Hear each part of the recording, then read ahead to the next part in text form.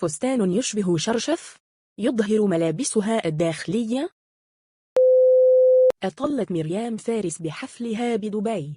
الفستان مع بوت حلوين واللون حلو واللوك استعراضي بامتياز، لكن حسب رأي الإطلالة جميلة، لكن الفستان قصر مريم. الفستان قصير جدا مع حركات مريم الاستعراضية. ظهرت ملابسها الداخلية في رأيي إذا اعتمدت لوك آخر أحسن.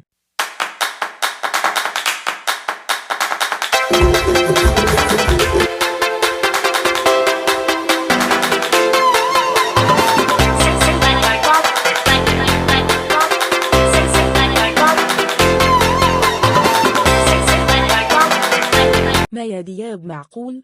وكأنها اختارت إطلالتها وهي مغمضة العينين مثل فيلم صباح كذب. صباح الخير يا طهرة. والله ما عايفين إلا بدعاك يا حاجة. مرتدية تشابو أحمر وفستان مقطع أخضر وبوتس أزرق.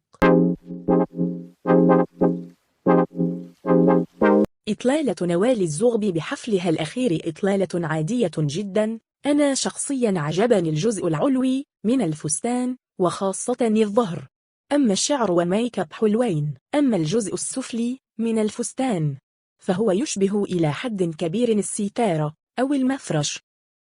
لا تبخلوا علينا بالاشتراك ودعمنا بالضغط على زر اللايك وتفعيل زر الجرس ليصلك كل جديد. شكرا جزيلا.